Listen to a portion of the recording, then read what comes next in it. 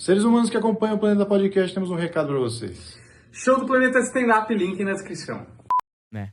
Porque geralmente quando a gente, por exemplo, vê um Jerry Seinfeld e fala de particularidades muito específicas de um objeto, de uma situação, e é um ponto de vista que você nunca ouviu o cara falar de meia daquele jeito. Porque meia é um negócio tão rotineiro, cotidiano, tá tão perto da nossa vida que a gente nunca para pra pensar sobre meias. Mas aí vai o Seinfeld e faz um texto de 4 minutos falando sobre meias e fala, caraca, nunca pensei sobre isso. De onde veio, né? Tipo, tão Exato. simplório, Porque mas tem um ponto de vista. No final das contas, ele é um esquisito. Ele é um cara inadequado. Dodói. Exato, dodói, ele é dodói. E aí, quando ele acha esse ponto de vista muito louco, lógico, aí tem a técnica, tem tudo mais. Mas ele, alguma coisa antes dele escrever incomodou ele nas meias, tá ligado? Na lavanderia, alguma coisa irritou ele. E aí, que não irrita ninguém, porque a pessoa não tá com esse poder de observação tão aguçado, né? E aí, ele fez um puta texto foda. E eu gosto de falar sobre essas coisas de comediante. Eu tava até falando com o Oscar Filho esses dias, assim, que eu acho que comediantes têm muitas coisas parecidas, muitas mesmo. Por exemplo, uma das coisas, eu vou até te perguntar, ver se isso faz sentido na sua vida. É, porque a outra vez que eu perguntei isso aqui, faz um tempo, tava eu, o Humberto e o Juliano, e eles responderam que pra eles sim. Mas tem uma teoria que diz que o comediante geralmente... Quero muito responder a mesma coisa pra fazer parte desse grupo. Exato! Esse é o comediante, cara. Você quer participar do grupo dos inadequados, porque todos os outros grupos você não participa direito.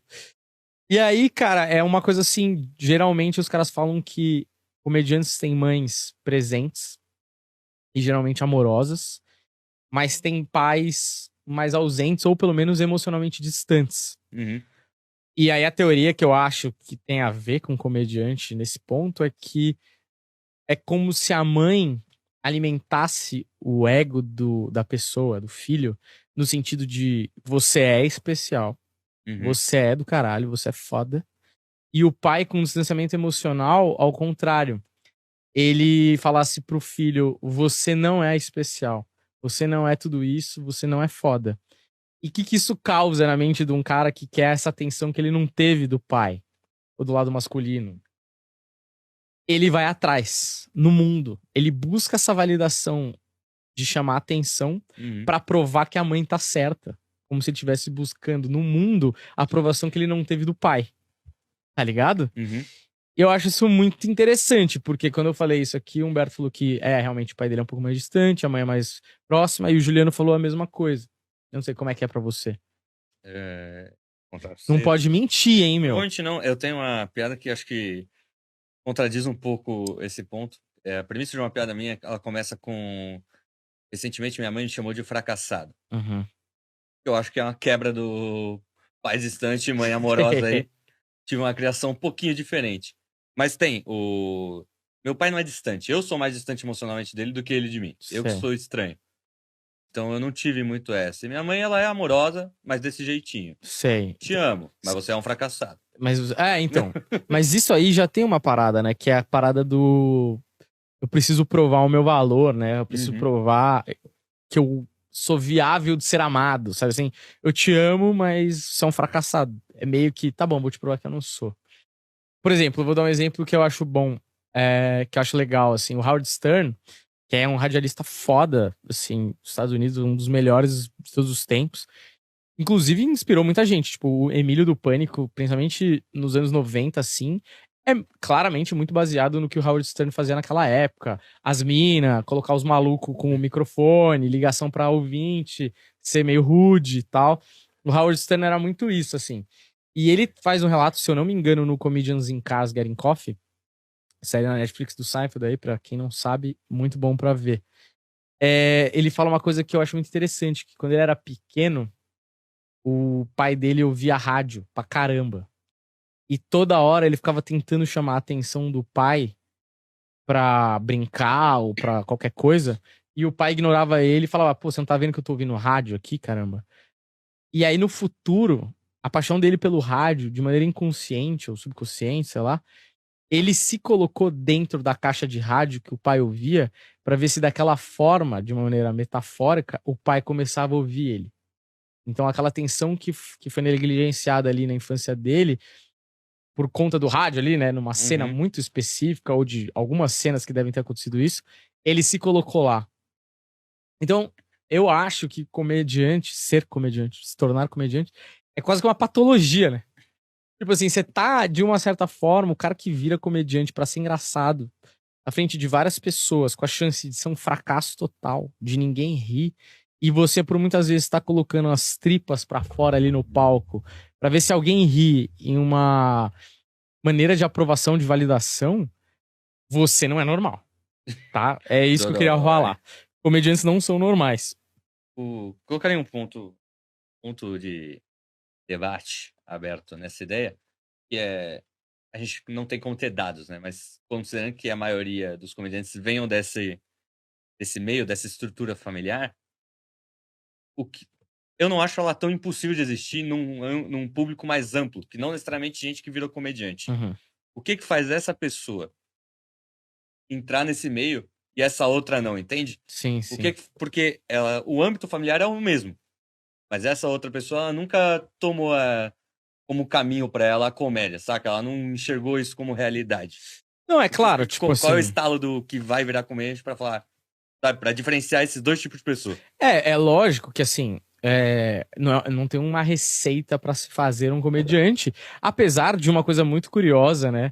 A Mitzi Shore, dona do Comedy Store, ela teve um filho, o Paulie, e ele virou comediante lá na frente, né? Lá pelos anos 90, ele virou um comediante dos bons, assim, nunca estourou, nunca furou a bolha aqui pro Brasil, por exemplo, pouquíssimo comediante conhece ele, mas ele era um bom comediante.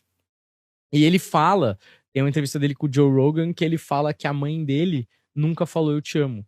E ela falava pra ele, eu nunca vou falar eu te amo, porque se eu falar, você não vai virar um comediante. Cara. Quase como se ela tivesse, sabe assim, fazendo uma eugenia do filho se tornar um comediante. Grande projeto dela, na verdade. Exato, ele virou um projeto. É exatamente isso que o Joe Rogan responde. Isso era um projeto, cara.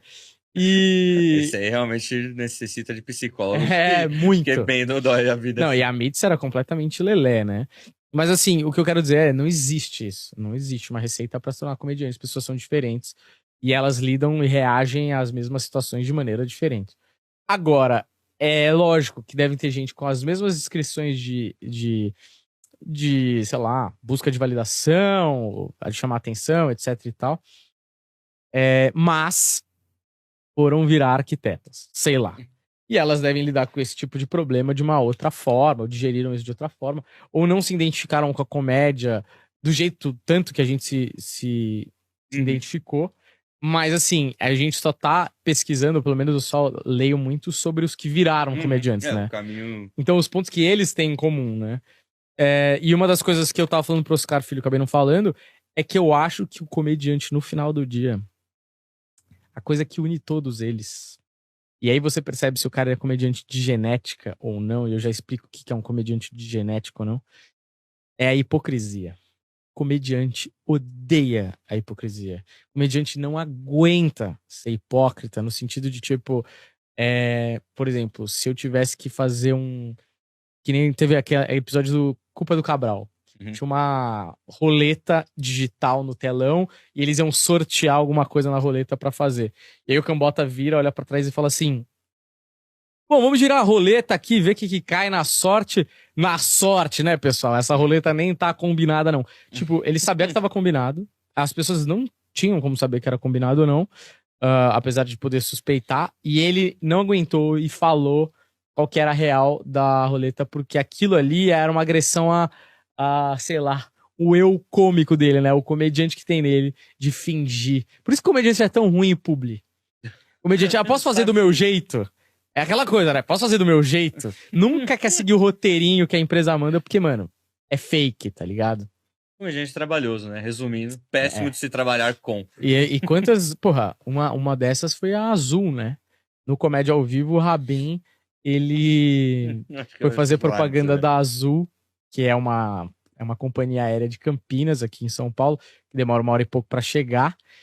E eles estavam sendo patrocinados, o show do Comédia ao Vivo tá sendo patrocinado pela Azul, e ele falou: é a Azul aí, tá patrocinando a gente, não sei o que lá, bosta, tem que pegar 1 hora de busão pra ir até lá, já é mais uma viagem pra ir, mais uma para voltar, começou a aloprar e fazer piada.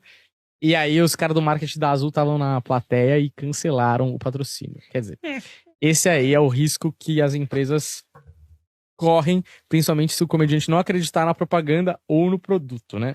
Vamos botar um ponto que é assim, o problema da empresa também, né? Que não entendem que parte da graça de você ter um comediante trabalhando pra sua propaganda é ele fazer piada com você e isso ser sua propaganda. Então, tipo, o Rabin fazendo piada com coisas óbvias da Azul, por exemplo, é o que eles poderiam, se eles usassem isso como propaganda pra eles, tornaria aquilo engraçado e faria eles vender mais, possivelmente. Sim.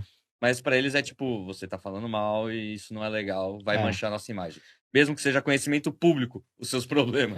Exato. É o falar mal, mas falar bem, né? Falando bem. Falar mal, falando bem.